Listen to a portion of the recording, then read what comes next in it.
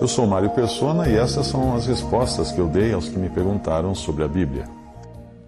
Você escreveu perguntando o que era a serpente de bronze e quis saber qual o sentido da seguinte passagem. E disse o Senhor a Moisés: faze-te uma serpente ardente ou de bronze, depende da versão aí que fala, e põe-na sobre uma haste, e será que viverá todo o que, tendo sido picado, olhar para ela. Números 21-8. A sua Bíblia, depende da versão, vai falar serpente de bronze, serpente ardente.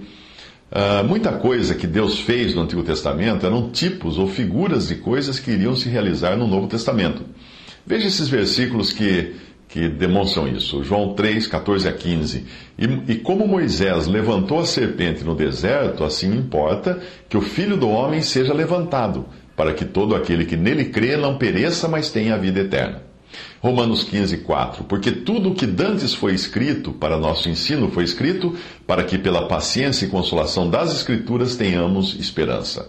Colossenses 2, 16 a 17. Portanto, ninguém vos julgue pelo comer ou pelo beber, ou por causa dos dias de festa, ou da lua nova, ou dos sábados, que são sombras das coisas futuras, mas o corpo é de Cristo. Romanos 5,14. No entanto, a morte reinou desde Adão até Moisés, até sobre aqueles que não tinham pecado, à semelhança da transgressão de Adão, o qual é a figura daquele que havia de vir. Ou seja, Adão também existiu, claro, foi real, mas era uma figura de Cristo.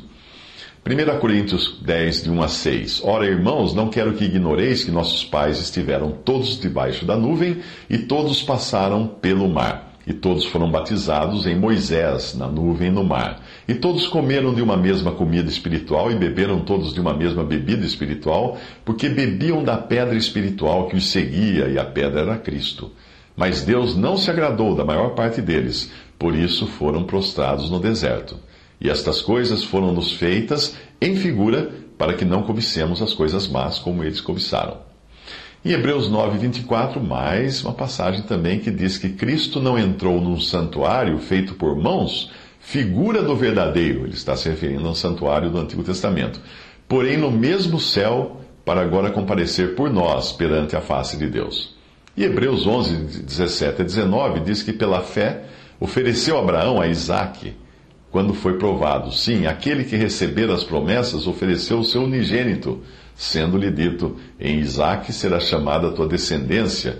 Considerou que Deus era poderoso para até dentre os mortos o ressuscitar, e daí também em figura ele o recobrou. Ou seja, a história de Isaque, de Abraão e Isaque, é a história de Deus oferecendo o seu próprio filho para morrer por nós. 1 Pedro 3, de 20 a 21, os quais, noutro tempo, foram rebeldes quando a longanimidade de Deus esperava nos dias de Noé, enquanto se preparava a arca, na qual poucas, isto é, 8 almas, se salvaram pela água, que também, como uma verdadeira figura, agora vos salva, o batismo, não no despojamento da imundícia da carne, mas da indagação de uma boa consciência para com Deus, pela ressurreição de Jesus Cristo. Eu tenho um texto que eu guardo já há anos, que explica a passagem da serpente de bronze, essa passagem do Antigo Testamento da serpente de bronze, e esse texto usa um quadro antigo para explicar. Trata-se de um quadro do período medieval, e ele está na Biblioteca Bodleiana de Oxford, na Inglaterra. O quadro representa a passagem bíblica de Números 21, 9, que diz: fez, pois, Moisés uma serpente de bronze, pô-la sobre uma haste, e sucedia que, tendo uma serpente mordido a alguém, quando esse olhava para a serpente de bronze, vivia. É interessante pararmos um pouco para analisar o que o artista desse quadro medieval quis expressar. Quando você olha para o quadro, você repara que tem uma haste, que está no quadro como se fosse uma pequena cruz, uma espécie de cruz comprida, alta, mas lá em cima uma barra transversal, sobre a qual está a serpente de bronze. Isso aparece bem no centro da cena do quadro, e divide o quadro em duas partes ou posições. Enquanto de um lado você vê muitas serpentes, no outro lado não tem nenhuma serpente. Por trás de Moisés você vê um homem de pé, cobrindo o peito com os braços em cruz e olhando para a serpente de bronze. Ele representa um israelita que, depois de ter sido mordido, recebeu a salvação e a vida ao olhar para a serpente de bronze. Do outro lado, você nota 4 classes de pessoas que não fazem o mesmo que aquele homem que foi sarado, que foi curado, né? Porque olhou para a serpente. E ele foi livre, então, do efeito da mordedura da serpente. No primeiro plano, tem um homem ajoelhado diante da haste, mas olhando para Moisés, e não para a serpente de bronze. Como se ele reconhecesse em Moisés o líder de alguma religião. Por trás desse está outro homem deitado, como se descansasse, seguro, embora em perigo iminente, pois você pode ver uma serpente muito próxima dele, próxima de seu ouvido, como se ele sussurrasse ao ouvido: paz, paz, quando não há paz, como fala o versículo de Jeremias 6,14. Um pouco mais atrás da haste, aparece um indivíduo com o rosto compungido e a praticar uma obra de misericórdia, atando as feridas de um pobre doente, sem perceber que ele corre o mesmo perigo que o companheiro. Por trás dele, já lá no fundo, você vê um homem lutando corajosamente contra as serpentes que o atacam. Todavia, nenhuma dessas pessoas está olhando para a serpente de bronze, como tinha sido ordenado que olhassem. O mesmo acontece na vida da maioria das pessoas. Existe um caminho de salvação claramente assinalado, mas em vez de aceitá-lo, as pessoas seguem por outros caminhos, outros 4 caminhos, que nada lhes valem. Ou elas olham para líderes religiosos esperando deles a salvação, ou descansam neste mundo achando que estão seguras do juízo, ou praticam obras de caridade, confiando nos seus méritos, ou ainda tentam lutar contra o pecado, confiando em suas próprias forças. Porém, nenhum desses métodos é eficaz.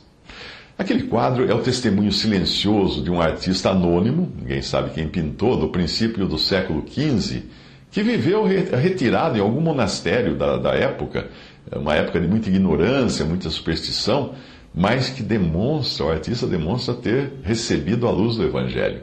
E o seu quadro é prova disso. Quando nós não estamos deitados com uma sensação de falsa segurança, estamos lutando contra as serpentes, combatendo o pecado, o que é o mesmo que apoiar-se nas próprias forças. Nós tentamos vencê-las, vencer as serpentes, confiando nos nossos méritos. Tentamos praticar boas obras, esperando com isso receber a anulação dos nossos pecados. Isso também não passa de confiança própria. Ou então nos apoiamos na religião, nos seus líderes, pensando que nisso nós vamos encontrar salvação. Não vamos. Apesar de todos os esforços, homem algum pode salvar-se a si próprio. É preciso aceitar o caminho que Deus determinou, é preciso achegar-se a Cristo, reconhecendo-se um pecador perdido e olhar para Ele, o crucificado, para se receber a salvação. Assim como Moisés apontava para a serpente de bronze pendurada no madeiro, Deus aponta hoje para aquele que morreu no lugar do pecador. Foi o próprio Senhor quem revelou a analogia que existia entre o episódio da serpente de bronze e a sua própria pessoa, quando ele disse: como Moisés levantou a serpente no deserto, assim importa que o Filho do Homem seja levantado, para que todo o que nele crê não pereça, mas tenha a vida eterna. João 3, 14 a 15. Se você está sentindo os efeitos da picada da serpente, do pecado, se você sente os efeitos do seu veneno, volte-se para Cristo. Olhe para Ele, por fé, morrendo por você na cruz, e Ele lhe dará o perdão e a vida eterna.